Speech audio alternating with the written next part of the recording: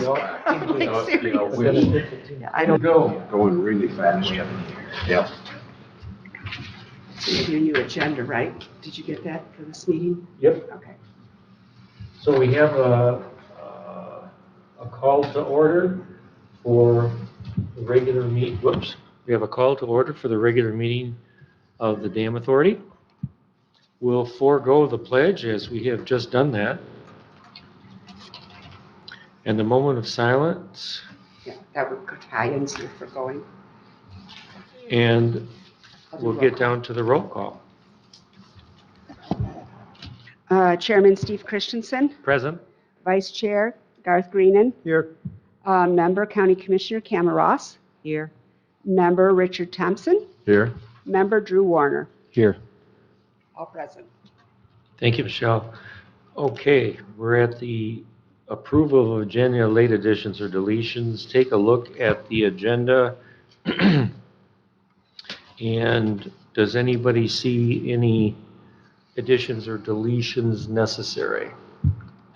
The minutes from December 13th are a note format. They're certainly available and compliant, but I don't feel that they're at a stage to approve them today. If you want to wait till the February meeting. Mr. Chairman, I would suggest item 3 and 4 get combined into a single item since they're very closely related. Okey doke, we've got the regular session December 13 minutes in note format, not in front of us. So those will not be available for approval. And we have 3 and 4 that when we get to 3, we'll just consider them both at the same time. Those are the 2 changes I hear at this point in time. I move to approve the agenda as amended. I'll second. Discussion? Who Oh. seconded? I took it down. Oh, I seconded. Thank you. All those in favor say aye. Aye. Opposed, same. We have an agenda. We're to public comment. Seeing none, hearing none. Excuse me. We're down to number 1, action items. Approval of minutes, special session, August 16. Were those sent to us or? Yes. I'm not finding them, but Do you, if you can't find them, That's- I can bring them next month, or I a can. couple of days ago, or when did you? I thought she did them quite a while ago. Yeah, that's probably the problem. I could certainly go get you copies if No, you no. wanted to recess and break. No, sorry, I just can't find them. Or you can wait till next month if you prefer. We've already been waiting on the 13th, so we're gonna I'm have to sorry, wait on guys. those anyway. Yeah, I just, Put it You on. want to just wait till, okay, Yep. sorry. that's not a problem. I'd entertain a motion to forego the approval of minutes to our next meeting. Also move. Support. Second. All in favor, say aye. Aye. Aye. Opposed, same. Item 2, Lake Leelanau Lake Association discussion. Come on up to the microphone and Did Garth identify approve? yourself. Steve, did Garth approve that one too? Every time I look down, I can't Yes. tell whose voices they are. I know Cam made it, so. Thanks. Just as a prelude, I know that John and the Lake Leelanau Lake Association have been actively looking and discussing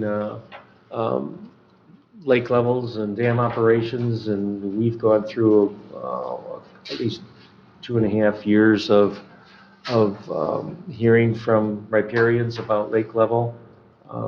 Last year, we started the season carrying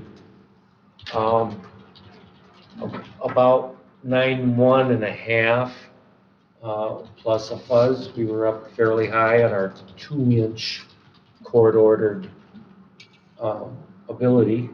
And then the second half of the season, we carried at 9.1, which is below the midpoint of that 2-inch range. So that's kind of the background. We realized that we were going to be carrying a little more water than we had in previous seasons. And the realization that the staff gauge at the Narrows was set too low. And it was our check, along with the setting at the dam. We felt that we were carrying a bit low. So it took us a while to get to that realization. John was beating that drum for a while before we really took a hard look at it, and appreciate his efforts. And the Lake Association lives on the lake, with all the riparians adding input. I'm not sure the percentage of the folks in the Leelanau Lake Association, but you can see by their efforts with Eurasian water milfoil, it's a very strong group, a very dedicated group, and really appreciate them being here today to give us their comments. And I appreciate the fact that they have coalesced their comments into basically a single discussion point person or two, and that's going to help us out a lot rather than having a room full of people and trying to sort through a lot of things. I really appreciate that. So with that said, I'll turn it over. Just go ahead and identify yourselves and make your comments, and we'll have discussion. Yeah, my name is Jim Weiser, W-Y-S-O-R. And I'm John Popa.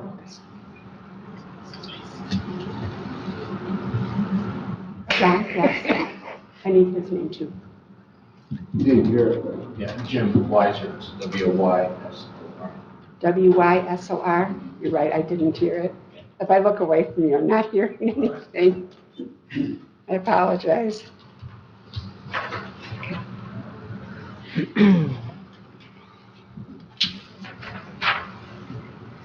Just in broad terms, the Lake Association is here to be of assistance and to help. We don't feel like there's anything adversarial. We don't have any agenda. We don't have any particular answers to what the right lake level is. So we just want to be part of the discussion. And we in particular want to assist with any policies and procedures that you come up with in terms of maintenance of the dam and the levels there. Appreciate that. we have a small committee, and Jim and I are part of that committee.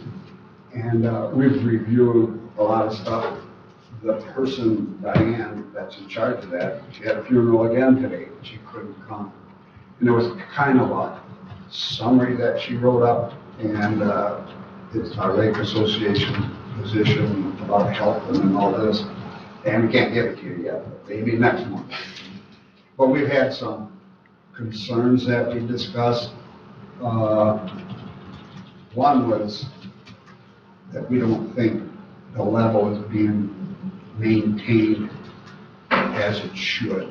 We've got all this, as it should be, after an event, it just sometimes hangs in there for like another week afterwards before something happens. We haven't had regular people read the gauges all the time, and now Rick is sort of doing that. I was doing it for 6 or 8 years. And we're not sure those tools are being used like they should. We've got it on the computer and stuff like that. And hopefully I'm gonna get with Jerry and help him out on that, send him that stuff. And we don't think there's a procedure. Now, I know we're working on one. Yes, you need a procedure on how you control the gate and the room and all that, but we need a lake level procedure. What are you gonna do? Are you gonna read these things? If we all left this room tomorrow, and I know I keep saying Rick, but Rick is familiar with procedures, and so am I. If every one of us, come on, we don't have a procedure on how we control this lake level. There's a court order of what we should maintain, where are you gonna maintain it, who's gonna look at this, how often are you gonna calibrate it? It's a simple procedure. You guys can probably start out with something simple. Doesn't have to be approved, and then you can fine tune something. You can change it tomorrow if you wanted to. We don't know how often things are checked, how often those sensors are calibrated. We want to offer some type of help. The Lake Association can be a big plus for manpower and stuff. We'll have to make sure though, we keep our fingers out of it because we're not going to be responsible for anything. And the operation of that gate has a lot of questions too. And how often we do it or that. But it turns out, and everybody knows that, being on the Parks Committee too, some of the stuff goes on at a snail's pace. It took me 3 years to convince the board that we gotta do something with the staff gauge at the staff gauge at the grid. It was just off. And we surveyed it. But then you have another meeting, you talk about it, I think some of the stuff can be done and get this procedure a little bit quicker. There's over 1,000 landowners that are concerned about this. When we get a rain event, the actions we're taking, we're not pulling boards, we're not doing maybe what we should. I'm not saying that's the best solution, but we should have some type of procedure that we follow. I always go back to the private enterprise. Private enterprise, you go to work for 8 hours every day, you can get something done by the end of a couple of days. If you have to have 8 meetings to get something done, and make them work. We have a big concern. Well, it sounds like at this point, the procedure is mostly Jerry does what he thinks is right, and I think he does the right thing most of the time, but needs to be written down and formalized. And it sounded like that was going to happen last month's meeting. That was, Yeah, it is. It's Jerry's call on where he puts the gate and what he does, but then he goes away also. Yeah, we have item 7 as procedures and manual updates, so we'll be weighing in a little bit more there. We've been meeting committee level wise, squeezing Jerry pretty hard. And, you know, what are you thinking, Jerry? And what do you do? And here's the situation. So we do have a summary that was presented by Garth that'll go along with item 7. So that's available, and we can get you guys copies of that, but we'll hit that at item 7, but, And that's good. you know, and I think, We just want to reflect that we're concerned. We as a Lake Association just are not satisfied with some of that, so. I go ahead, Kim. appreciate what you're saying, and I think I've advocated for this for a while, that we need a timeline, though. Yes, we all have committed that this is what we want to do, but we haven't nailed down like a timeline that would help us keep on track and answer all the 4 things that I wrote down. I think that would happen. Those 4 concerns that you just expressed would come around in the procedures and manual if we promise to look at a timeline and say, can we do this in 6 months, or can we do this in 3 months? I mean, I think that would help communicating with the Lake Association in a respectful and building trust. So I challenge the group to try to come up. I know it's hard to nail down Mr. Coleman, but, you know, I agree. It's time for us to get this manual in some shape or form there, maybe even on the website, and we can always amend it as we find we've, you know, want to make a change. But I think not getting it on the books is a liability for our group and the county. And I really want to reiterate that again. There's no reason for us to be dragging our feet on this. So I encourage us to make a motion today and find some sort of timeline that we feel comfortable in being able to achieve. Like I say, we'll hit that in 7. I think you'll be pretty happy when you see what Great. Garth put together. But I appreciate the comment. We're in discussion on item 2. So I appreciate that, Cam, and thanks. And she's holding our feet to the fire, and that's a good thing. One additional comment, Diane Pellick talked to me, and the information that she gave me was that Jim and John and Wayne Wunderlich are going to be available to read the staff gauges on a periodic basis. Nice. I think, when we get to our minutes, I believe our last meeting, we gave the green light for you to coordinate with the Lake Association. I And think so, yeah. I wholeheartedly agree with that. And we were talking just yesterday, I think, that if those three people, let's say it's three, or maybe it's four, I don't know, maybe you have backups, maybe you double up and the twos go out so that you always have one. But I'm thinking, if we see Wednesday's going to be dead flat in the morning, I want all of those gauges read in the morning at 8 a.m. So we read them at the same time, we read them on the same day, and I think that conformity would help us. And maybe I'm off base, but I was just thinking to myself that, we got this system now, and we got the sensors that we're having a lot more confidence in. And when we go out and read the staff gauges, those X's will be on or very near our sensor levels, so we can keep our confidence in our sensors, and that'll make the tool that much more relevant for the dam operator. I'm just making a comment. And Rick made the comment, whatever, you mentioned the green light, you give him a green light to just say, hey, we're starting today, come up with what works and what doesn't work, and make your notes so that when you're ready to do this procedure and what's up. Yeah, it'll take some coordination. Yeah, he can start doing, well, this works and that doesn't work, and if it doesn't work, to call this guy, and Rick can come up with all that.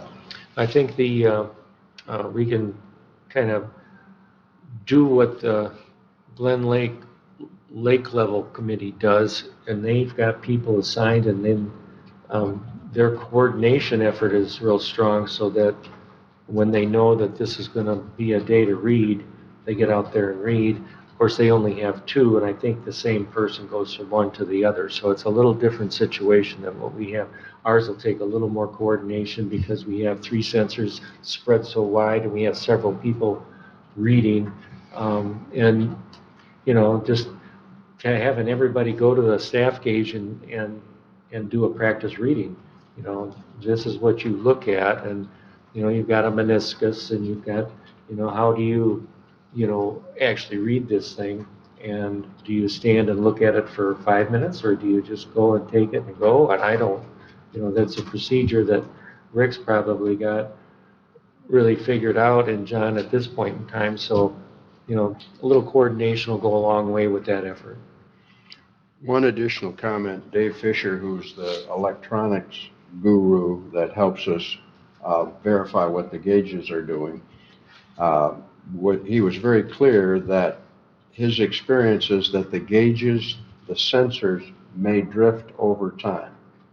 And he said the importance of reading the staff gauges periodically, more often is better, but you will see a particular gauge that starts to go up, up, up, and another one that may go down. So his approach, or his suggestion, is that we measure, where we read the staff gauges often enough. He said at least once a month. So if there's a trend, he would adjust, and he can do this remotely. It's not a big deal. He does it in seconds. And the first time he did it, I looked at all the data points, and they were on the line, and I went, whoa, wait a minute, what happened? It's that simple for him to recalibrate if needed. And he said some of the gauges go on consistently reading the same. They match the staff gauges forever. Now, I don't know how long forever is, but anyway, and the others will drift. And Cal talked about the fact that the gauges do get upgraded from time to time. So that's all available to us. And the two people mentioned by Rick are Dave and Cal, are the two members of the company that we've hired to upgrade the software and the hardware for the three sensors on the lakes. And Cal is a retired wizard type computer guy, and Dave is the same, and they're teamed up to do this company and business, and we get all of that for $2,000 a year. It's like, I think a really good deal. There's been some talk of a fourth sensor, maybe at the mouth of the river. I don't know if that was just idle discussion or something else. Yeah, I think over time, we've talked about a North Lake sensor. And I know John's talked about, do we need one at the mouth of the river, right in north end, right close to the river mouth? And what would that give us? There are other locations in North Lake that would be a little more protected, possibly. We have to have it in a spot where we can get to it, and it has some protection and whatnot. And the concept there is what's going on with Carp River. Everybody knows with navigation considerations that some work could or should be done. And we looked at that when we redid the dam 20 years ago. Was it 20 years ago? 18, whatever it is. And at that point in time, the engineering study didn't lead us to any work on the river, which was kind of a disappointment all the way around. We were thinking that maybe we could have this all done at once, kind of thing. And it didn't point to that work needing to be done. So is it a valuable point for us to consider? What would it give us, I guess, is kind of a question. Mr. Chairman, from my perspective, after working on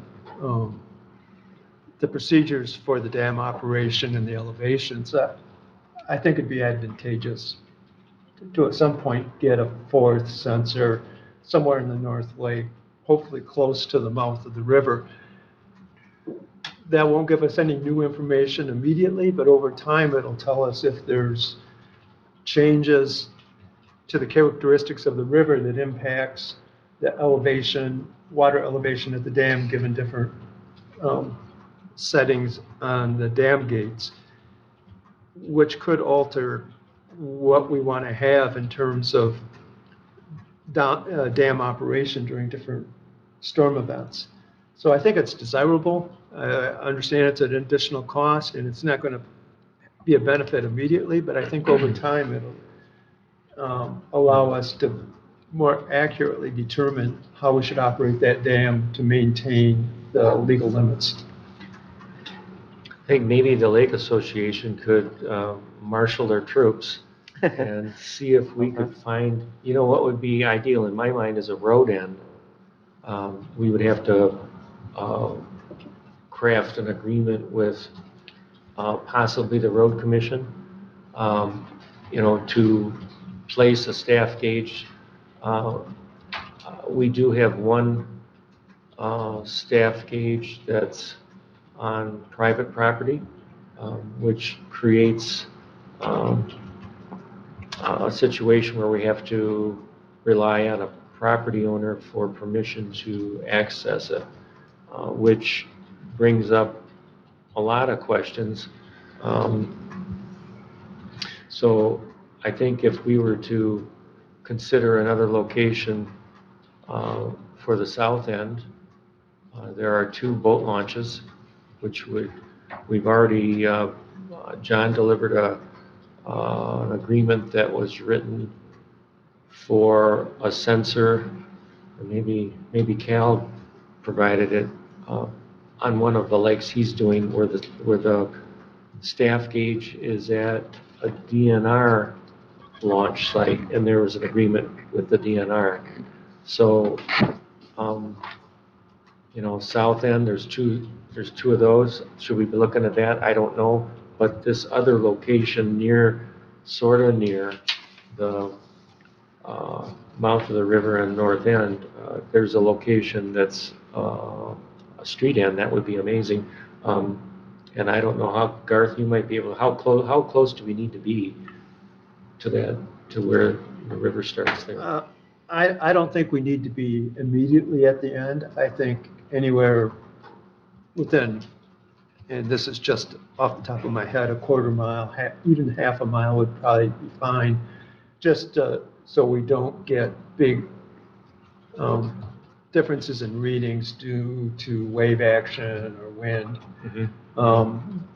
But I think anywhere in the vicinity would be okay. Isn't there a road end just to the east of the mouth of the river? There is. Chandler Street and Yeah. Grand Avenue and Fourth Street all have public access. Maybe those could be, They're not heavily used.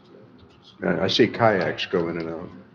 maybe we could, maybe you could do some research there and put the eyeball on it and see which one looks the best. Maybe bring that information back.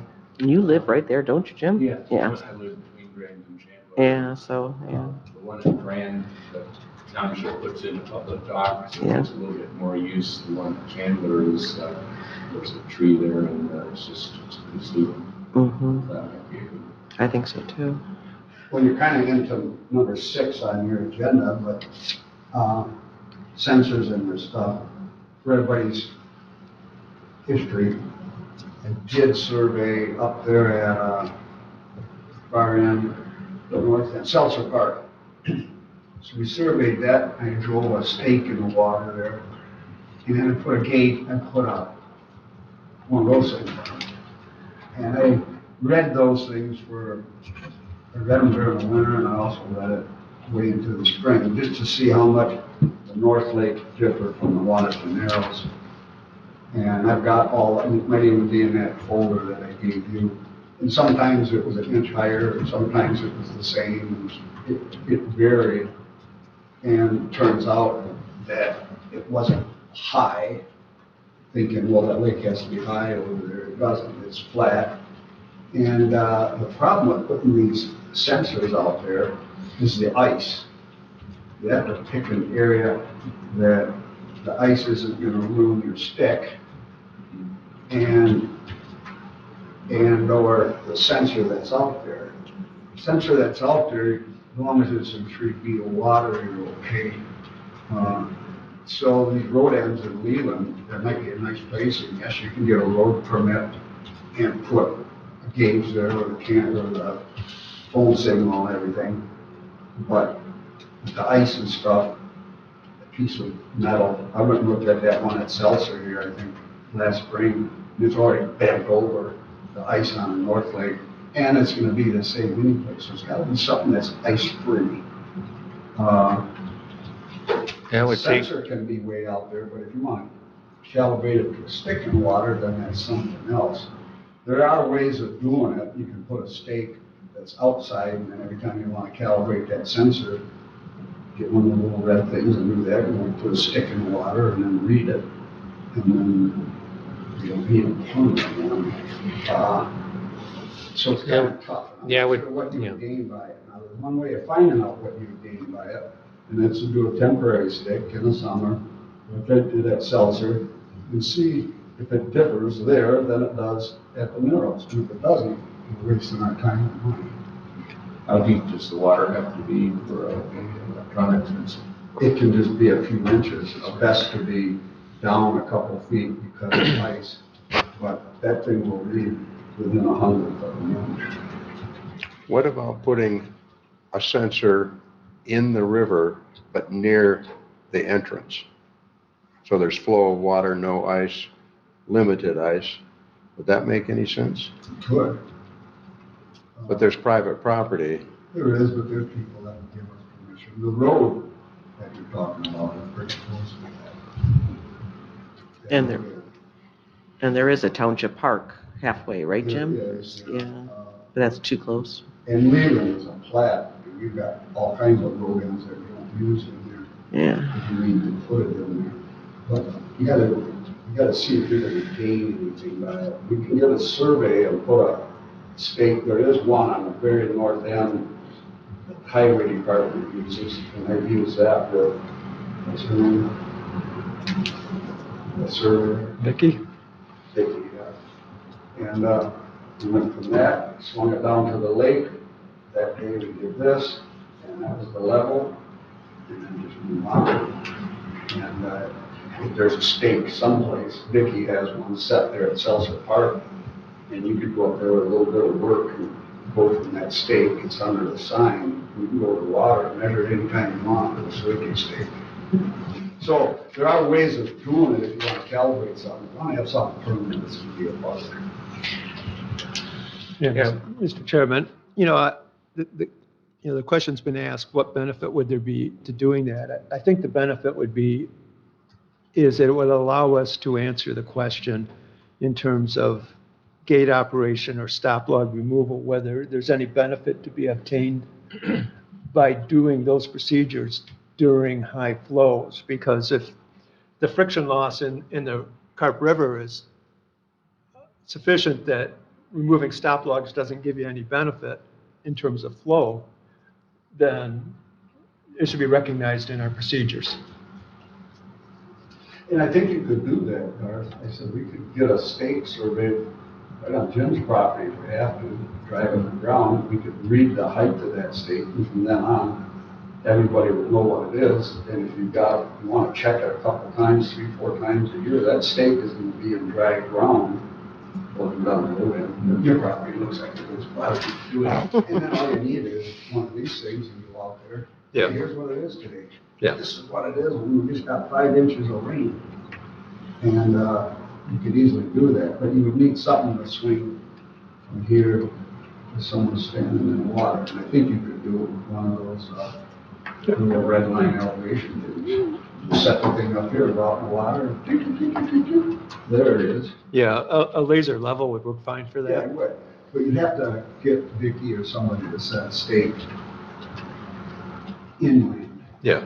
And then the days that you want to check it to verify that we're satisfied with the procedure you do. But to put something in there permanent ain't gonna last, not with the ice moving around and anything else. Nor should we spend thousands of bucks on another sensor out there. If you just want to check something, we can do it. Put that as your action item. I'll ask about the price of a new unit, just so we have that information. That'd be Good good. idea.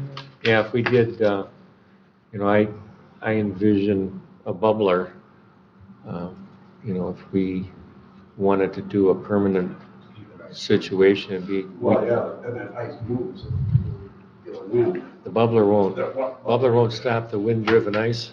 Yeah. That's true. I would agree with John. I spent a decent amount of time out in that area on the ice in the winter, and it'll just crush it. Anything you There's put out enough there. There's enough. Oh, yeah. Okay, well, I think that gives us quite a bit of information. How we doing from your point as far as discussion? We've kind of covered the stuff you want to. So we covered 2 and 6. No, we did discussion. Is all we did. All right. All right, Mr. Chairman. We're here to Okay. help you. We'll be back next meeting. Perfect. Sounds great. Appreciate the input. Thank you much. Mhm. All right. We're at replacement cylinder and design for power unit. Just background, we've been meeting on a committee level. We had a more formalized meeting quite a while back. Deb was involved in kind of the kickoff of the committee concept meeting. And since then, we've had a couple meetings, Garth and myself and Jerry. I don't know if Deb was involved in one or not, but a little room here and trying to hammer out a couple of things.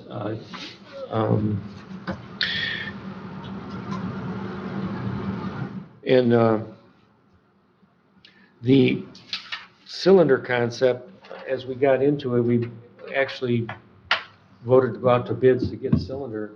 And it came to my realization in talking with Garth and a little bit with Don that there was potential of having a couple of different companies at work, a couple of different installers at work. I mean, we could get balled up in the process, and in reality, we would want that company that's doing the design work to be involved in ordering the cylinder, because the pump system and the cylinder all have to work together. And to have it just sitting here, I know John said it at the end of the meeting, last meeting, you're gonna end up with a cylinder and they're gonna tell you to install it yourself. If you end up with that double, and it didn't dawn on me what he was talking about, and now I understand. So I think what our conclusion was that we should be going out to bids for the design of the unit and the cylinder, and we can phase it in our bid offering. We can say, okay, you get the bid, we want the cylinder action now. We want that new cylinder here, we want it installed, we want the old one for the shop to get rebuilt. It has to come back and then get installed, and that one get rebuilt. We want that happening right away. And as soon as you get the unit designed, we can move forward with that. That type of a phasing. But anyway, that's kind of where we were with that. That's the reason we just didn't go out to bids on a single cylinder. We could see that it would be stupid. So try not to be stupid. And so anyway, Garth, maybe you can weigh in the one of the papers that was handed out. Garth put both of these together. Thank you very much. And hydraulic system outline of specifications. Yeah, what I tried to do is take the information that's been provided, information from the original design systems as much as I had, and create an outline specification for what we're looking for in terms of replacing the hydraulic system. The system's almost 20 years old.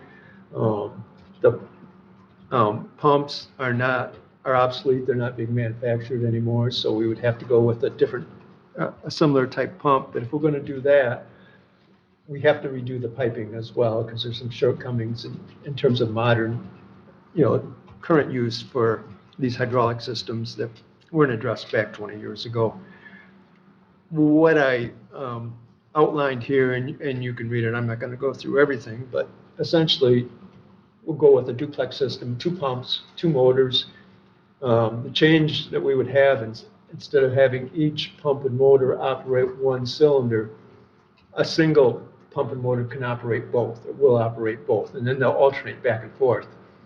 And in the case that one pump or motor should fail, that could be removed, repaired without adversely impacting the operation of the system, where you could still operate off the one remaining pump and motor. So that gives us a higher level of reliability in terms of operating the dam. I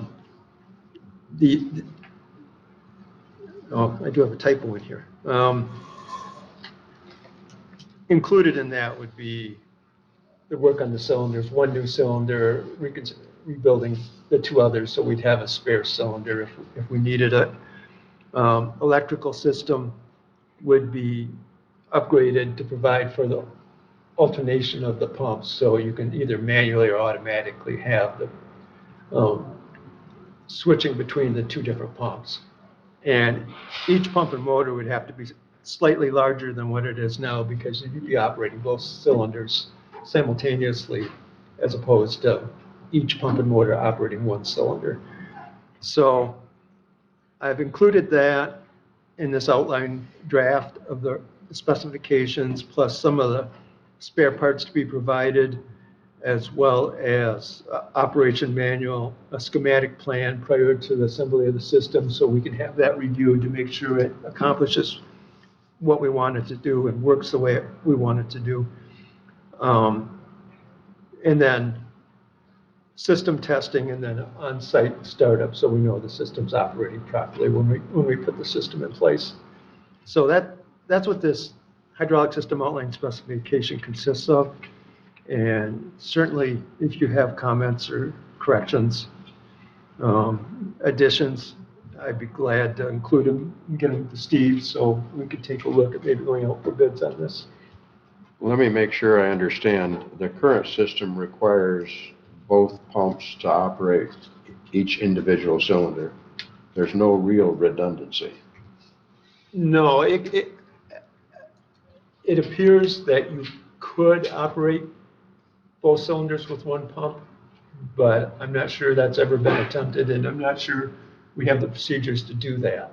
Okay. And if it did, it would be at half speed. So, though it's not, I mean, in a situation like this, half speed probably is not critical, but you have less redundancy now than you would have here.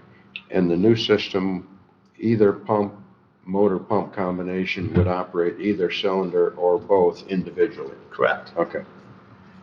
And this is the system that Mr. Coppins really was pushing, right? Yeah, this is what he suggested in Okay. terms of how the piping and system operations would work.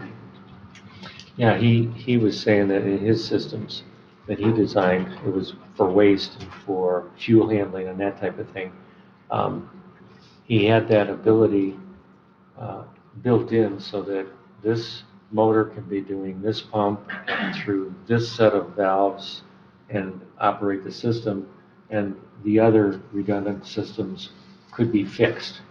And then there would be some type of a time frame where this side operated it, and it would switch to this side to operate it, so you knew that each of your redundant systems was functional, and you also knew when a part of one of those systems needed to be repaired.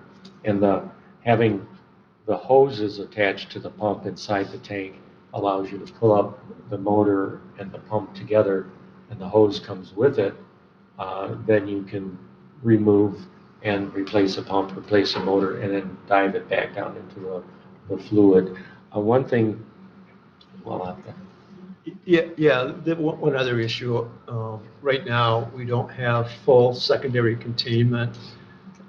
Should a part on the hydraulic system fail and leak into the building, there is a sump pump in the building that does discharge out into the lake, into the river. So I think it's important that in this system, I specified that we have secondary containment. So should we get that failure, it will contain the hydraulic fluid as opposed to potentially discharging it out into the river. Right now, that would happen. It could happen. It could happen, depending on exactly, if the pumps were operating and there was a failure in the piping system, should the pumps continue to operate, they could pump the hydraulic fluid out into the building if it was, spilling. And Sump then, kicks on. and the sump pump kicks on. Yeah. Okay. Makes sense. okay, good. Yeah, So are we pretty close to making these specifications into a bid document? Got my coffee. Yeah, good question.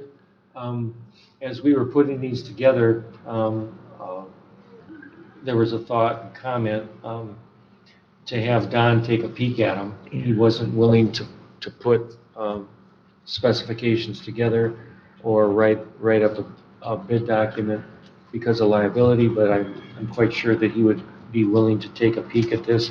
One thing that came into my mind just now, basically, or recently, I think we're going to need some flexibility in design. We'll have a spec sheet. We'll go out to bids, and then we get a company in that's awarded that. And obviously, we're going to need them to weigh in on what we're asking for.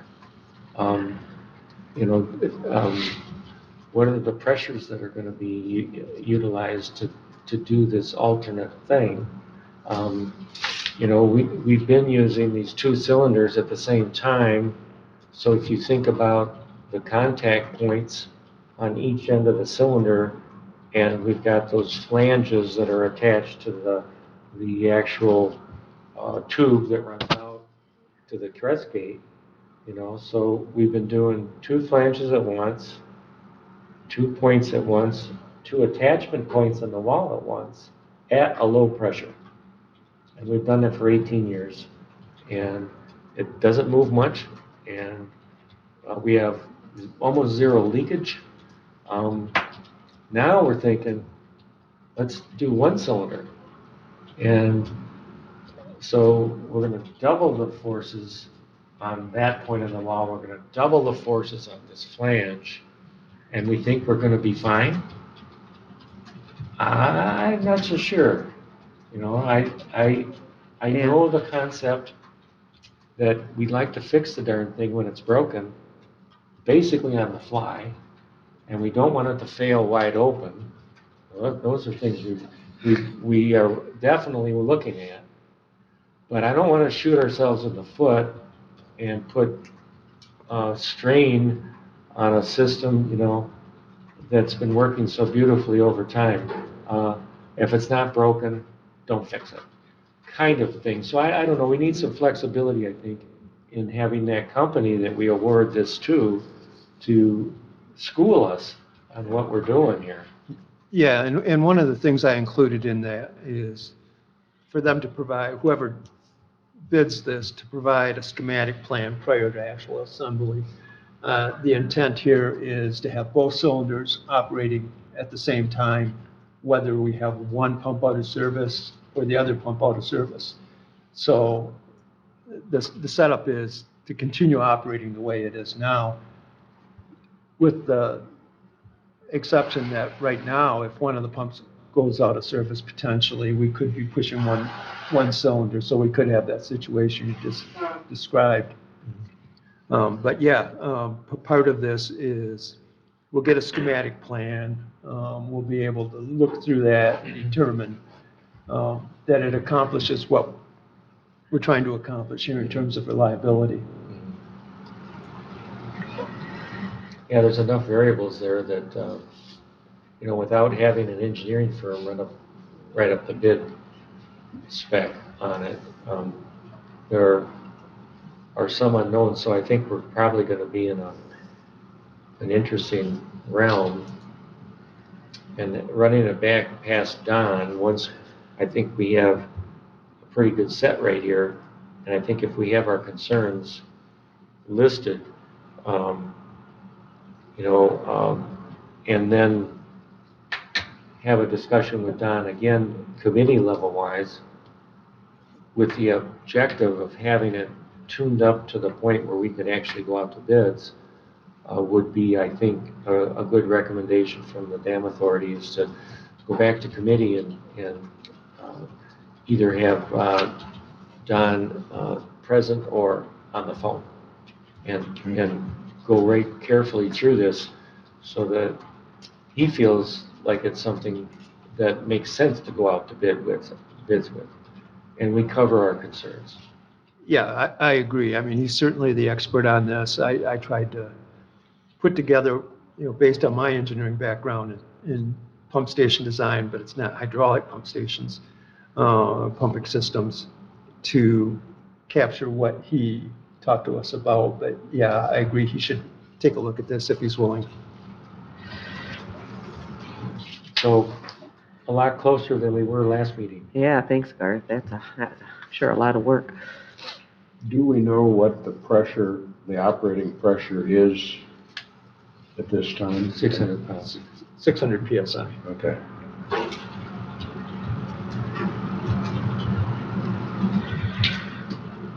I think what Don was saying is if you wanted 1 cylinder to do the work, you'd have to double the pressure. Yes. And And we're not, from what I understand from what he said, is we're not really set up, because some of the valves are set up to pressure relief valves are set up for less than 1,200 psi. They're set for 1,000 psi's, and that's where we get into the problem of trying to operate both cylinders from a single pump. so to run over what we need Don to weigh in on, this both cylinder, 1 cylinder scenario, um, and being able to uh, service the pump, the control system, and the cylinders, and still be able to manipulate the dam would be the number one thing we'd like to go for. And see what else, what other concerns that we need Don to weigh in on as we go forward to try to get this ready to go out to bids.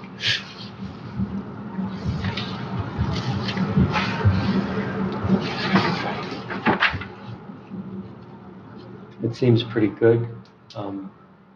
Garth and I'll be thinking along the way, and we'll definitely pick Don's brain on concerns that he would have. And we'll have to get what I'll have to do. Okay. Call Don.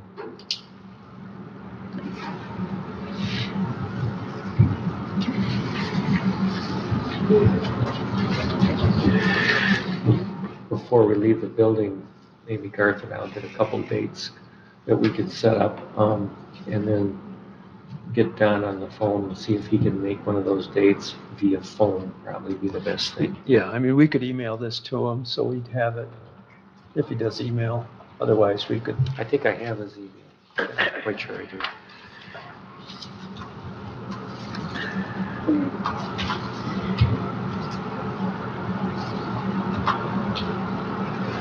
Okay, to-dos. All righty. That gets, I think that gets 3 and 4 pretty well. Just consensus that we go ahead and have another committee meeting. I think we can do consensus on that without a formal motion.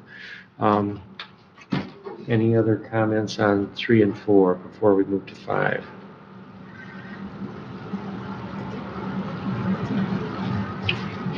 Okay, let's go to number 5. I think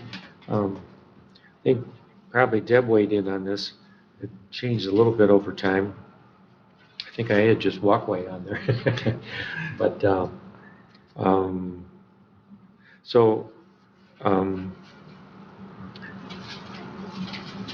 before we move forward on the walkway, we definitely have to sync its bid specs with regard to what the insurance company said on the way-in. In my mind, I think we need to stick with our hydraulics and move that forward. We could be in the, anywhere from $40,000 to $70,000 on the hydraulic system. And my ask, when I did an ask, I didn't get it, but I did an ask. I asked for $86,000 for the budget for dam authority. I didn't get called in, so I thought I got it, but I didn't. So, but we didn't. Well, it's here somewhere, but it was 86,000. I think we had 46 on the walkway, 20 on the roof, and 20 for a hydraulic start. So that the county board is on notice that we had 86,000 as an ask, and I'm relatively certain that we'll be at that ballpark or maybe a little less with this system. And I think, just offhand, it's up for discussion, but I'm just thinking that the walkway, let's go to back burner. I mean, it's solid. There isn't. We were being proactive with the walkway. The boards are getting old, and Jerry's having to spend more time with deck screws and making sure things are solid, and it is. And we did have Spicer do that work, so we know that the framework is more than adequate. So I think go ahead, Kevin. Well, I'd just like to follow up on a little comment that Steve just made. Steve did a great job yesterday reporting to the board for his annual Leland Dam Authority. But there was discussion, of course, from one particular commissioner that still wants to explore an assessment for lake owners for any work on the dam. So I just think you guys probably aren't watching these riveting meetings, but, I want to make sure that you guys understand that that talk is still out there. I don't think it has any traction beyond that one commissioner.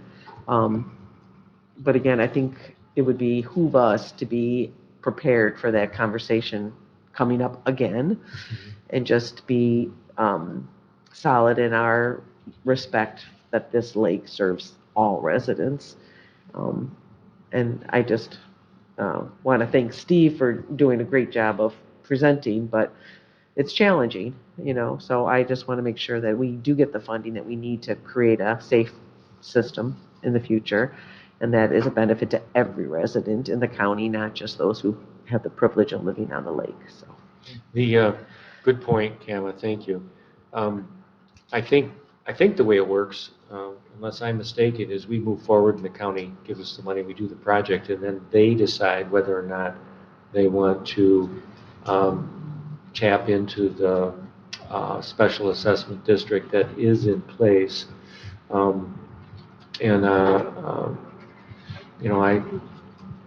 When John and I put numbers together a few years ago, might have been 4 years ago, the county board decided, we came up with numbers that were in like a $250,000 over 10 or 20 years.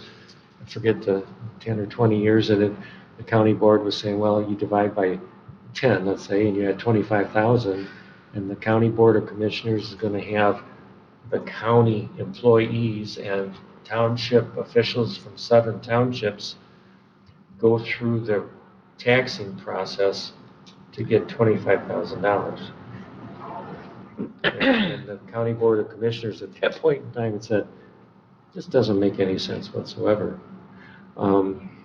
But I think the process would be the money gets spent, and then so there's the bill, and then that could be acted upon to have the special assessment district pay. I'm quite sure you can't go to the special assessment district and stockpile a bunch of money for a bill that might be coming. I don't think you can do that. I think a bill has to be there to do it. So I think our process would probably be pretty much the same, and the way the county pays for it through the county board would be their decision, really. But just do know that, we need to be solid on how we feel this should be respected as a county entity and a county asset, not just those who live on the lake. So I just if you're proactive politically, it's time, don't let this take us off course. We want to get this work done, so. Thanks, Kama. You bet. So, anyway, we've got the walkway looming. Thank goodness we don't have to jump on it instantly, is my feeling. I think we can move to 6, sensors and staff gauges.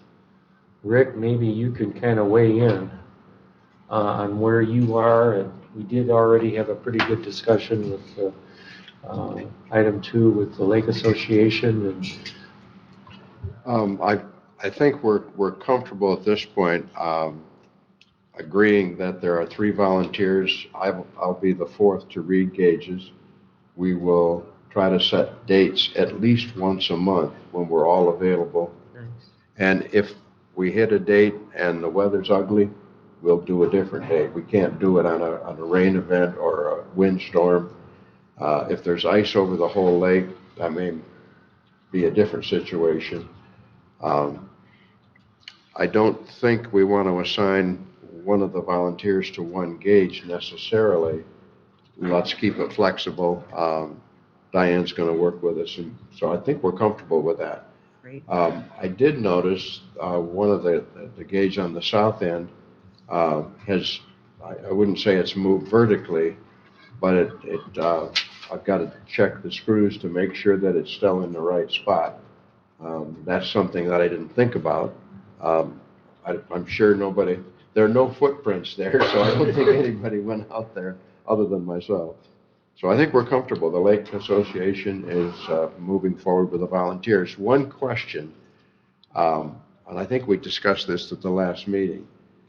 Do we want to put the data points on the Lake Association website to show anybody that looks, what the staff gauges are reading versus the electronic gauges? And I'm in favor of putting all the data out there. If we have a data point that doesn't fit for whatever reason, it may pose questions, but so be it. We want Our- Data's data, yeah. Those would be our questions too. Yeah. Yeah, exactly. Yeah. Yeah, we've already got the data out there, and in our situation, it's public information. Okay. Yeah, it's different than Glen Lake. They're a private situation, so they can manipulate how and when data goes out, and they can manipulate the amount of data that goes out. And I think working hand in glove with the Lake Association is a real supreme plus for us, because the concerns of the riparians, their first call is going to be to John and Jim, and Nancy Pope. Nancy, yeah. So, and then maybe Rick too. I mean, there's going to be a bunch of chatter going on, but it's going to be amongst their web and their network, and they know who to contact and who to complain to and who to talk to, and that whole system is working to our benefit, because they'll be able to filter it down to the main concern and get it to us as soon as they think is appropriate. So I think that was a really solid thing that we did. Okay. I want to say again too, but maybe it's on here, but on our county website, we do not have that information, and I don't understand. We own the dam. And I know we always talk about this new website that's coming out, but I've been around in my job now for a year, and there hasn't been any movement. So I don't know where that is. I mean, I easily find the lake levels by going to the Leelanau Lake Association website, but why isn't it on our website? I don't understand that. That's a good question. And we need to be, I mean, we have a clear page, it could be easily a little tag right here, lake levels. So At the minimum, you could link to it. totally, yeah. So I don't understand what, Commissioner Ross, if you would like that added to our website, that is certainly something that, I mean, I'm totally capable of doing I've been myself. asking for a year. I know But I have. Need a motion? I don't know if we would need a motion or if we just simply would need to verify it with maybe just the administrator. I don't know why it would matter. It's an existing website. We have links out there to all kinds of things for state and government tabs from every department. Totally. So, But, So I mean, if can we that's just- something, Can we just do consensus to have Allison yeah. go through Deb and so link all it? you would like to do is add the Lake Association link to the dam portion of, At a the- minimum, but at a I don't minimum. understand why we can't have that information on our website too as a direct. So, but I'm not the IT technician or so. right, So Rick's got the link. okay. I can So certainly, here's the and I can talk to question. Leanna about it also if Thank that's you. something, because I know Michelle is going to be speaking to the administrator, I think, about just the difference of us possibly helping a little more with the dam side of it now that Laurel has moved on. So Okay. I certainly think that's something we could do if you would like me to. I would. Is that a consensus? Yes. I think so. Okay, And thank then you. The question that I have, do you want to use the Lake Association or do you want to use Lake Man where the data originates? Good question. I think we should do Lake Association Okay. myself. Rather than getting Cal's outfit kind of in it. But we why don't pay Why don't we him. go Lake Association, because the link to Lake Association is through Cal, and then any glitches or anything that's happening there can happen automatically. And then the general public seeing the results of that filtration and adjustment. Because there's some stuff going on that we understand. We have a sensor that's starting to drift, and you see the drift. We all see it. Cal sees it, Dave sees it, Rick talks to them, it gets adjusted. And that would raise a question that we totally understand the answer to. We adjusted the sensor, we may have to replace it if it keeps doing this. Yeah. But we were able to adjust it to reflect the true reading of the elevation of the lake at that point in time. And we're confident that we're doing the right thing, and we know that it's makes sense. The general public might not know that, so if that happens and then the Lake Association as the website, then it maybe allows for that to be understood at one level, and then it doesn't necessarily bother somebody at the general public level, just kind of thinking ahead, I don't know. Maybe a good conversation with Nancy Popa as president, though, to make sure that that link is part of what they would want to see. I don't know, I can't imagine they wouldn't, but Yeah, it's all be public, respectful, you know, yeah. it's from our side, but anyway. Okay. One other question, what time period, what window do we want to look at on the, as far as looking at the historical information? Typically, I think on the Lake Association, it's 2 months. Theirs is different than what you and I can get. Yeah. We can go all the way back since we put them in, but I think you're right. This says 1 week on what I'm looking at right now. You might want to ask Cal how, he was the one that set it up for our Lake Association. Okay. Whether it was that same guy, but back at your next meeting, because Cal said, oh yeah, I got this one wizard, he'll do that, and he did it. And I think you should put it on the county site. They said, yeah, let's do that, and just move it for 2 months. So at the Lake Association, I think it's, you should have. So at the very least, the link gets set, and we might be looking at 2 weeks, but then at some point it might be more. Okay. So at least we can get a link up there so some data gets out there. If we need some sort of follow-up on that, I'd be happy to talk with both Leanne at our IT department and Nancy Popa and just, I don't know, and Cal. I mean, I just think it's time to move Between forward. Rick and Allison, they can probably get it Are you sure? going, and then Okay. whoever needs to weigh in. Good point. Thanks, Allison. Okay. I think that's it on sensors and staff gauges. Gets us down to number 7. Procedure manual update. And that's the other document that Garth has put together. Normal dam operation and settings.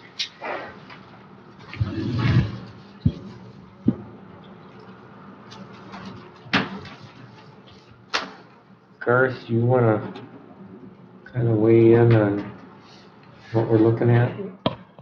Sure, I can do that. This is based on our subcommittee discussions with Denny and sort of going through what we're aware of and how the dam currently operates, or has been operated. We're looking at, With Jerry. with Jerry, yeah. We're looking at 5 different conditions, both, and those 5 different conditions apply both to summer and winter, where there's a foot difference in elevations, as we're all aware. We looked at normal conditions, and we can classify normal conditions as less than 1 inch of rainfall in a 24-hour period, or less than 14 days without any rainfall, a droughty condition. A rainfall event, which is 1 to 3.2 inches of rain, which is up to a 10-year storm. Greater 1 inch being I didn't look that up, but I think it's like a 2-year storm. It's a normal event.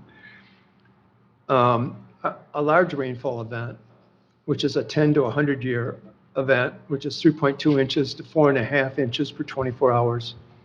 And then a historic rainfall event, which is greater than 4.5 inches per 24 hours, and that's greater than a 100-year event. Now, when we say a 100-year event, that event actually changes depending on statistical analysis of current rainfalls. We've had a lot of heavy rainfalls. It very well could be that the 100-year rainfall event is larger than 4.5 inches when that's analyzed next by the state. But right now, that's about what we're looking at. What we've got for each of the, and then a power outage is another event or condition. So what we did is we outlined a response for each of those events. For normal conditions, lakes dam set at auto operates. They've been trying to maintain the summer level of 589.1 with daily checks on that. That's about an inch below the legal lake limit, but within the 2 inches that we're allowed to operate, +0, -2. Same thing in a standard rainfall event, up to 3.2 inches of rain in 24 hours. Operates at auto. We are aware that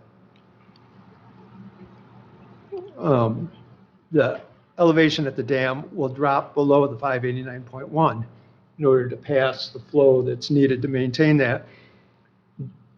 Denny indicates that, I'm sorry, Jerry, I don't know why I keep saying Denny, indicates that the elevation at the dam will likely drop to 588.5 or 588.6, given the requirements to pass more flow.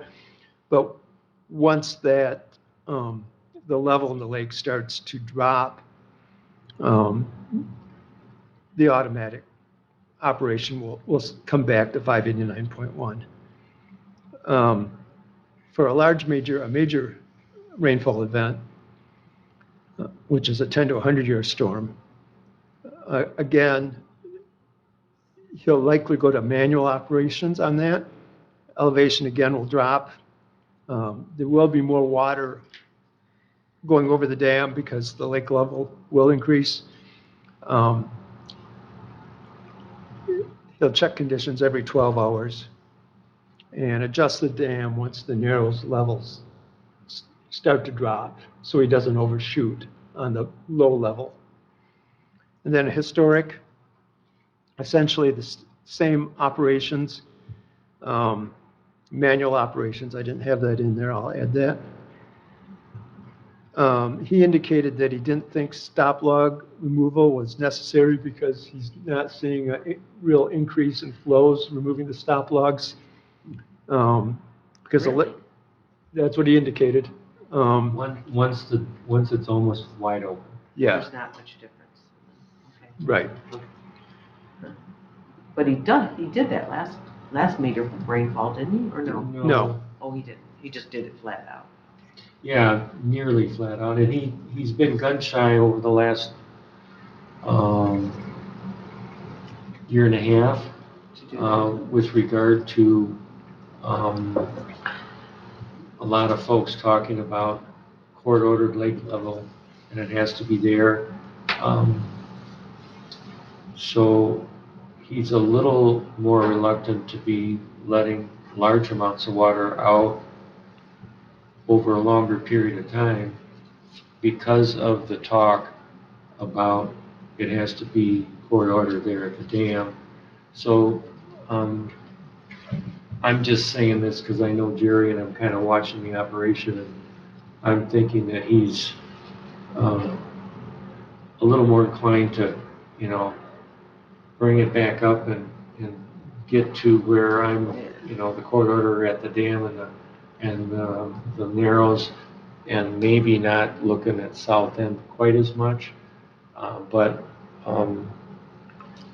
Yeah, that's a whole other thing that we need to keep in mind as we're thinking about this whole process. And yeah, that's an important issue because we know when we open the dam up during high flows, during big rainfalls, the elevation at the dam drops below the court ordered level because you have friction loss going over the dam. So there's a drawdown there. We're aware of that. There isn't any technical solution to that except allowing the lake level to continue to rise, which lake owners obviously are not satisfied with. Then we also looked at what's to be done during a power outage, and really depends on the rainfall event or drought events. I mean, if it's a short-lived power outage and there's not a major rainfall event going on, then essentially you can just leave the dam until you get the power back on. But if they do need to adjust the dam, the generator, which is housed, I think, here, can be brought in, and we have a couple notes to exercise the generator twice a year and to follow the rainfall and drought events based on the weather forecasts and follow the chain of command should that be necessary if somebody is unavailable. So that's the outline of the normal dam operation and settings that we've developed so far in our subcommittee. Question, did Jerry give us any information about the number of days that are required to bring the lake level down? And I would say in category 3, where we have a major storm, lots of rain, ice melt and rain, whatever the need is or whatever the cause. If we're up 4 inches of lake level, how long does it take to bring the lake level down? He didn't indicate that he knew that information. I know in the past there's been suggestions that a hydraulic analysis could be done. I think it's because of the size of the watershed and the length of the watershed from the far point to the dam. A lot depends on the characteristics of the rainfall event that happens or the snow melt event that happens. So, I mean, you can have a rainfall event that lasts 24 hours, and you've got 24 hours of discharge through the dam. So, you discharge a lot of water over that time period, which will keep the lake level from rising so much. But if you have a, 4.5 inch rainfall that drops in 6 hours, there's only 6 hours of discharge through the dam. So the lake level actually is going to go up higher, and it's going to take longer to drain the lake. So the characteristics of the rainfall event or the snowmelt event is going to determine how long it takes to drain the lake down. That could be determined by an analysis, but we don't have that analysis. But don't we have historic data from our from the gauges and from don't we know? Well, We have all that historical data stored someplace? I think there's so many variables. The knowing is in seeing where the check is, and the check is at the Narrows. So knowing that we're dumping a maximum amount of water or close to it, and we're watching the lake, so that if we see the Narrows coming down, and we're saying, okay, it's going to hit about court order within a short period of time, that makes you go back to the dam and you're picking up to slow the drop so that you're settling about at the right point once the dam is back up to where its normal setting is. So doesn't If you don't go and do that, then by the time you do it, you're too low. And then you have to build back up, which is a whole nother, you have to really almost shut the dam off. So it's an experiential looking at the lake, because, big events, it's either on dry land or wetland, or medium dry or medium wet. You know, if you look at the amount of wetlands that are associated with South Lake, it goes all the way into Grand Traverse County, over to Lake Ann, goes all the way up, curls around up into the county, up to almost um, Little Traverse Lake area. I mean, not quite, but close. I mean, it's an amazing amount of distance that's traveled, an awful lot of wetland there. And the cedar swamp itself, so, how long does it take? The question of how long is a difficult one. We do have a lot of data, but what Jerry's saying, that you really have to watch it, and when you see the reaction at the Narrows, you react to that. Now, whether or not we need to start adding in watching South End, are we willing to bounce Narrows down a bit to help get South End? I mean, it's a balancing act, and the corridor's in the middle of that whole thing, but The people it's a on, good question, though. It's a really good question. it's more complicated than, you have to be a meteorologist, I think, to understand the whole impact of the watershed. When we had the big storm a number of years ago, there were some strange things that happened short term. The people on the south end of South Lake always say we don't react fast enough, we don't dump water fast enough. The people in the river say we dump too fast. And I think it's a balance in between those two. So the procedures, does Jerry check the dam, the height of the water at the dam every day? That's a good question. I have on my notes a video of the room. Now, the camera in the room can see the level on the tube. And the level on the tube is the same as the staff gauge outside on the cement wall. Yeah. So there's capability, and what I like about video of the room, and then I have frequency and a question mark. This is just my notes, but I view what Garth put together as an outstanding outline, and we're all going to have to fill in the blanks, and each of these sections will probably have a paragraph of caveat bullet points that will allow Dwayne or the next dam operator to think about a lot of different things. So, Yeah, so, video of the room frequency, does two things. Number one, you can see the lake level as far as what it says at the dam, and you can also see if you've got a leak. So you've got that visual, and to be honest, the sump pump, that whole scenario, and Jerry's drop door, metal steel door in his door, that all surrounds water pouring into that room. We've got a direct connection for our tube through the cement wall. And if there's a failure at all there, we're going to have a lot of water in that room in a big fat hurry. That's why the sump pump is there. So that whole sump pump thing was swirling around the idea of water being in the room. We were not considering oil being in the room. So that's why our secondary containment is so critical. When we do this new design, we're going to be able to hold all of the oil that's in the system in a containment area, so that if we have an oil leak, we're not pumping the oil into the lake. totally. So- Yeah, to circle back, Cameron, to your question, can it be calculated? Yes. Do we have adequate information? Probably not. We have a lot of information, but probably not to do a definitive type analysis on that.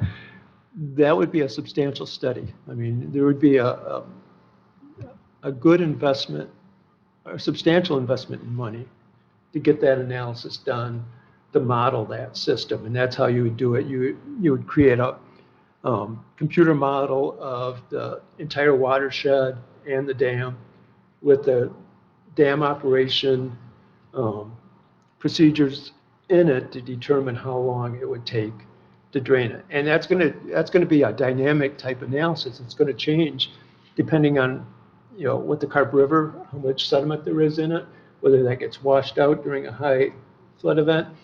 I walked the upper, about 2.5 miles of the watershed from near Lake Ann, well, actually out of Cedar Lake, all the way down for about 2.5 miles to look at the configuration of the stream that discharges there.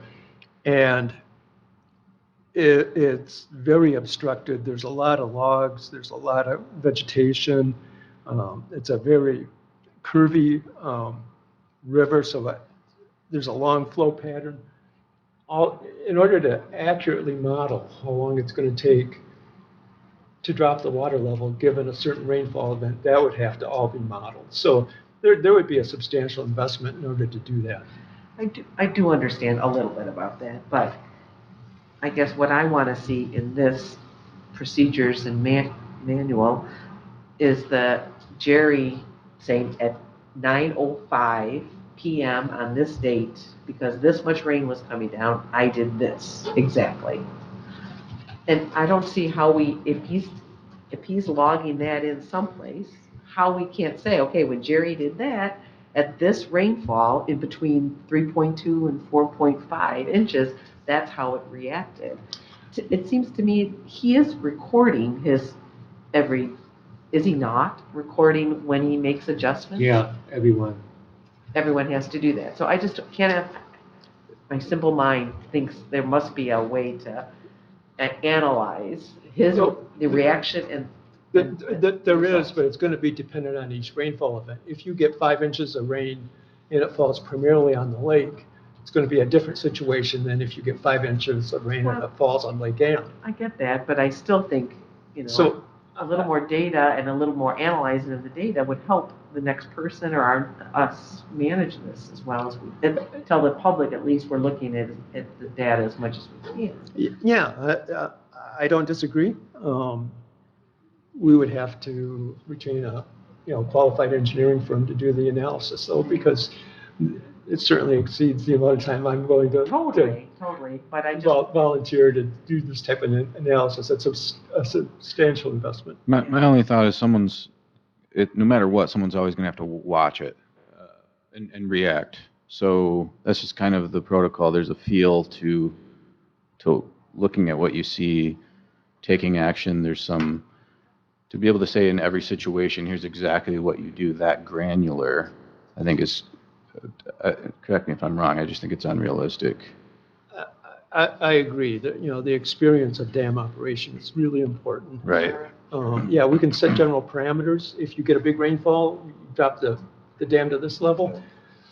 But to say if you get 3.2 inches of rain, you set it to this level, and then when do you start raising it? But our reality is that Jerry is going to retire.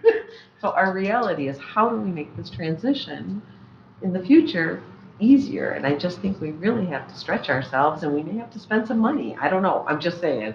I just don't think it should be contingent on one person doing it for 30, 40 years. I just think that's not a way to run a county dam. Well, that's where we're heading. I think we're heading that way, We're but heading I just, if we because have to of the spend document, I money. guess, in my mind, the next step would be in our next meeting, we've got this format, maybe Garth can put together, I'm thinking a half a page for one, half a page for two, and go through our 5 items as a group, and between now and then be thinking of the concerns you would have as a director. We'll squeeze Jerry for his concerns, make sure that they come in. And I know one of his very large concerns is the downstream. So that factors in very heavily, especially if you've got a huge event and you're going to start dumping a large amount of water. And whether or not Lake Michigan is high or low factors into the downstream. All the work that's been done on Fishtown helps because the buildings are up, the new pilings are in, the riprap's in. It's an amazing amount of work that's being done, and it helps because it lessens the impact of a huge amount of water being dumped out of Lake Leelanau. So that concern has to come in if it's a season where there are boats immediately downstream and you're forced to start dumping a huge amount of water, there's a coordination factor there.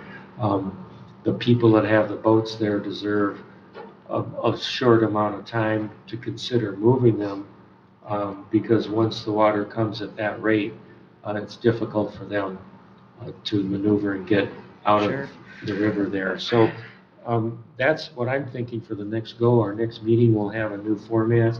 We'll have a half a page available for each of these to fill in concerns. Jerry wasn't here today because he's in Grand Rapids with regard to his heart doctor, kind of his standard, every so often he's there. So anyway, Has this ideally also Jerry been- will be here, we'll be squeezing him in between, we'll have a half a page, we can get more concerns in. Data, transfer of data is a question, and I think going to Jerry and looking at the data might be step one, just to see if there is some simplistic methodology of doing some data transfer that makes sense. So I think that's a great question, and Almost all of our events are going to be in the first and second category. It's going to be rare that we get involved in the next two or three. So Right, the and details really need to be, what does he do in those first two? And I think too, that the new dam operator is not going to be operating in a vacuum. There is a dam authority. We're not all going to retire at once. So there's the ability for, the Lake Association has some expertise. John's files will be passed on to somebody, that his whole piece, the Lake Association piece, won't go away. So there'll be a contact at the Lake Association. There'll be a contact at the Dam Authority. So there'll be people that new dam operator, he's got 4 people to talk to. He's got the initial reaction in place, and he's got a question. So there will be some places where he can ask, and he has the manual that we carefully put together, so he can look at that, plus the people he can call, or she, and, I think it can be in our procedure too. We can say, okay, Mr. Dam Operator, you need 4 numbers to call, because you're gonna have a situation where you're gonna be going, oh shit, and you need to kind of get some support here. So I think it's part of our job is to make sure that he has some numbers and has a way to go once he hits a big event, and even the normal events. Would it be a good idea to just vote to adopt this as a preliminary procedure? We could have amendments to operation and settings on every single agenda for the year, and as we learn, Be a living document. Yes. yes. Yeah, I totally agree. This is not cast in stone, this is a living document. I totally agree. I would support a motion if you want to make one.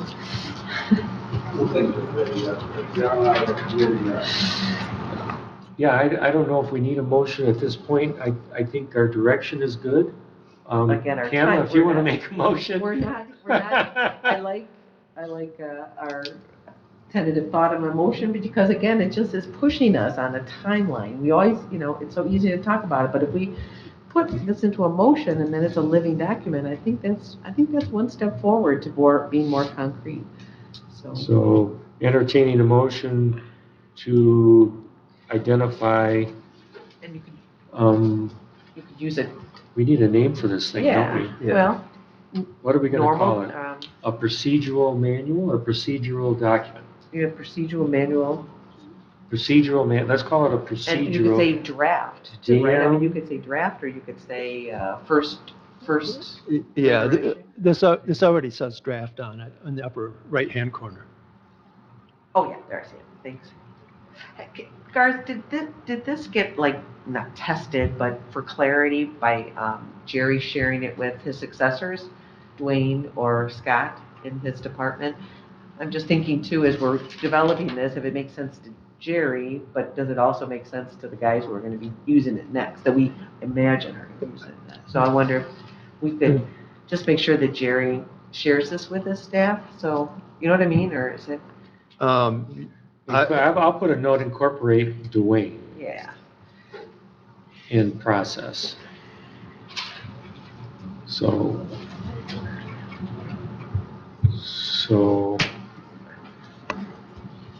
these are Dwayne's. Good call. Did you make a motion? No, I'm supporting the motion. Well, it's dam procedures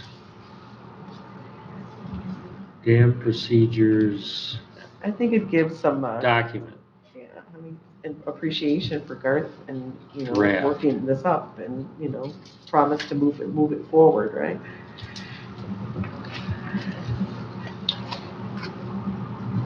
I'd entertain a motion to identify this document as dam procedure document, draft form, to be kept in motion to completion in every meeting moving forward.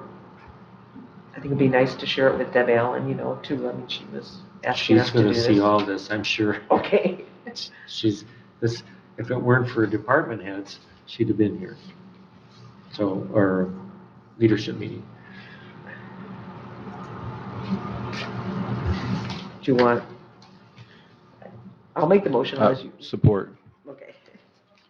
So the motion was made and supported. Any comment on that or discussion? All in favor, say aye. Aye. Opposed, the same. We have a document, dam procedures document. And I've got Dwayne's name on these two. Just to keep him in the loop and in on the process. I'm just gonna put a note. Jerry and Dwayne, possibly. I'm not too sure we can get both of those people. But as long as Jerry is sharing it with his staff, I guess that's just mine. But I can give this to Dwayne for sure, and I can share with Dwayne. Maybe having Dwayne at the start of the meeting gets his feet wet, and we can hit him right away for comments, questions from his point of view. Very good. Okay. So procedures manual update. So we kind of tossed that around a fair amount. We're going to squeeze Jerry. It looks like one more meeting there. We'll probably do a combo meeting, Jerry, Garth, and myself, and then we'll get Don Coppins on the phone as we segue into the out to bids document, so we can move forward on both of those things before our February meeting. Be thinking about this little guy. You know, the first part of the season, we were up closer to the top of the two. Second half, we're down 9.1, which Jerry likes a lot. He was getting fewer calls. I think that's where that was. And so where are we going to carry next season? You know, I like lower's better. You know, I'd go a tenth. We can go quarter inches or something with settings now, so I'd go a fuzz lower than the one myself just for fun to see how that goes, but I don't know, be thinking about that. We're going to have to set that at a certain point in time. And then I have in front of you this, and if everybody could take a look at that and then tell me what's going on. You already know, so shut up. I'm not going to speak until I get my public comment. Or unless you want me to. No, that's okay, no.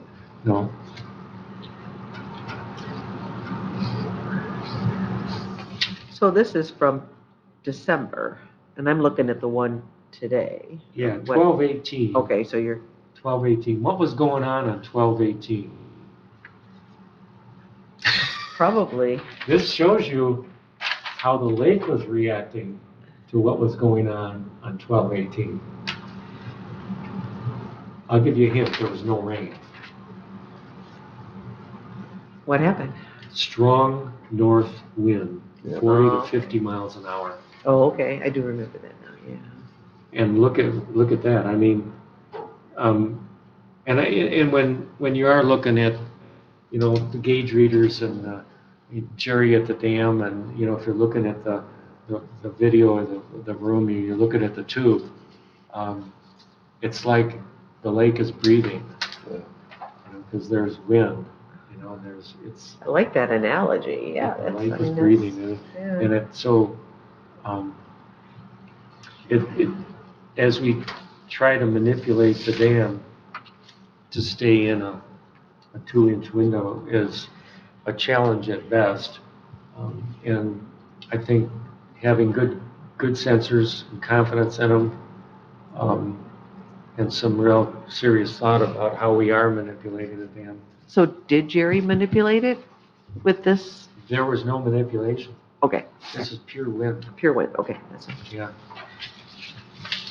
Yeah. When you get wind and rain together, the variation gets to be extreme. It's surprising to watch the gauge readings. So, Yeah. You're bringing this to our attention and just listening to our conversation today, I think it's an opportunity for us to share some of these exciting insights that we're getting and forward movement that we're getting as a committee, that I would really encourage us to reach out and somehow share this formally with the Lake Association, our response to their being involved now. And just, if we do get this on the website, that's an opportunity too to say, hey, we're asking for you to be more of a partner in this with us. But it's an educational opportunity to reach out and try to get something in the enterprise before spring tries to do something crazy with us. Or I don't know, I'm just thinking, how do we translate this positive energy that I feel in this group to the public that, wants to complain when things aren't going well, but we're really making some, amazing, Let's good. look. I'm sorry. I'm done. go ahead. Let's look at what Kama can put together for words at the next meeting as far as a public service announcement. Just a little that press can go- release. That can go in the enterprise in partnership with the Lake Association. I think it's time to toot our horn in a positive way and just tell people that we are trying. I mean, Yeah. a lot of people on this group are working hard and. Put some words together and then, Okay. It can be a document that we read, have the Lake Association is in on it, so the County Board of Commissioners can hear it, and we can feed it to the enterprise, and they can do a little announcement or whatever. Nancy is willing to put it on the Lake Association website too. That's exactly what I'm thinking. Just better communication. Just say that, we're Well, it could be partnering on- together. It can be on our So, website too. Perfect. Good. Yeah. Excellent. Good point, Kama. We're looking forward to seeing Okay. your document. Perfect. Yeah, for whatever reason, I was glancing at the lake levels shortly after that day, and I'm going, and then it dawned on me what it was. I go, my word. Anyway, fun. So, do we have anything else? Can we move on to public comment? Sure. Public comment. Mr. Popa. John Popa. First one, I guess, is on that cylinder. You mentioned that Parker Model 38 cylinder. And then in the spec, you say provide and install one new cylinder. Does Parker still make that model? Because you don't want one from Lowe's, and then he's gonna be overhauling these two Parkers. So if Parker still makes it, then your spec should say, that's that Parker cylinder? Yeah, Don got this to us. Yeah. Yeah, and whatever you're gonna put It's in, available. make sure all three then, have you got old ones in there, or are they gonna at least replace those old ones with the same cylinder? Well, that's a good question. I'm gonna And lean. that's what I got, you don't have to answer it. You Yeah. that's have a to good- determine that, are you gonna buy a new one that's different and overhaul the old ones, or do you want all three? And that's just a comment. The other is, maybe we should think about doing this in the winter. If we have that thing pulled apart in June, and the storm and our pumps are on the floor, in the winter you have very little chance. So if you do it between November 15th and the snow melt, that room is warm. I would hate to be caught with that thing all apart. That's just a suggestion. I don't have to resolve it now. These procedures that we're making an attempt to do it, like that second one down, a rain event. What we've been watching, and some of it is with Jerry and some of it is, no one is here, but if you get 3 inches of rain, you can't operate that thing on auto, like it says. The biggest thing is that one on the top right where you say check the dam daily. You want to check your levels daily. And I've got histories of that, and Steve has seen it too. That lake will come up 3 inches and it stays there. And that's not right. Jerry's gone, or something's got to be done to bring, that's the Lake Association's main concern. It's not doing it quick enough. Putting it on auto and watching it fall over just isn't working. So one thing is absolutely necessary is check the levels daily. The other thing it doesn't address, and you might address it, is like a week of rain. We've had that before. We get a half inch every day, and then a week with 3 inches high, and no one's done anything. And that happens more often. It just takes way too long to do it. Now, you could consider, and I think I had that in a handout, I compare it to a plane flying. The plane has got its wings and everything is working. If you want a little bit of elevation, you just tweak it. Should we consider running with a half a stop log or buy another stop log? It'd be nice to use the other side of that dam where all the pennies are in there. And then use the gate to just tweak it. Tweak it here, tweak it there. Have your continuous fall, which is pretty obvious. It's always like 3 inches over the thing. Have a nice fall all the time, and then Jerry doesn't have to go lower it, and then boats are banging around, and then he's got to go back in the afternoon and raise it. Think about using it like you do in a power plant. You just tweak that level of that thing all the time. You don't open the huge valves open and so on. Just something to consider. There is a flow rate gauge on that control box. And that was put in right when we built the dam. I don't know if Tom Kohoda gave us the figures of it, but it isn't that hard to difficult to say when that gate's down at this position, there's 2 inches of water, you got so many cubic feet. And I think, Steve, it reads in cubic feet, doesn't it? We don't use it. Yeah, I'm not even sure if It it's, sits there, and it's not on our graphs, it could be, but it would answer some of the questions. I know the acreage of that lake, and I know what an inch of water does, and if that inch of water is so many million cubic feet, and then at this position, you can drain it in 3 days, something like that. There is a flow thing on there, whether it's worth the time to get with that guy that adjusts all that, or whether it was set right at the beginning with, the computer name for that, PLC. I think it's already set. And I had asked Tom, he did it at Salt Lake in Wisconsin. He gave us a chart for every little bit. We still have that chart. We could do that. If you're curious, you kind of hinted to it, like how long would it take to bring it down? That's possible. Anyway, that's my case. I just think it takes too long to react to some of this stuff. Biggest thing is look at those levels daily, and that's what Glenn Wake does. How we do it, I don't know. Jerry is trying to, and I promised I'd get with him because I sent him the graphs again, and I'm going to sit with him and show him, look there, look on it. You don't have to get in your truck and go down to that dam to look at it. You can do it right from your desk. Oh, it's okay, it's flowing. And go back to this chart that Steve handed out. This is my last comment. If you look at it, we don't fall below it very much unless he's opening the gate, then you'll see the gate right down here. But that lake level, I think we should carry it at the bottom of that corridor so that we get an inch of rain. We're not always above it, and people are threatening us with the county. Have that 2 inches of flexibility, that's a lot of acre feet. And that's a good place to do it. And then Rick's going to come and see me, that's my case. Oh, we're out here like we- Thank you, John. I would entertain a motion. To adjourn? So moved. Second. Assuming there are no more comments. No, All in I'm favor? just, Aye. thank you. Opposed? Thank you, good meeting. Good group.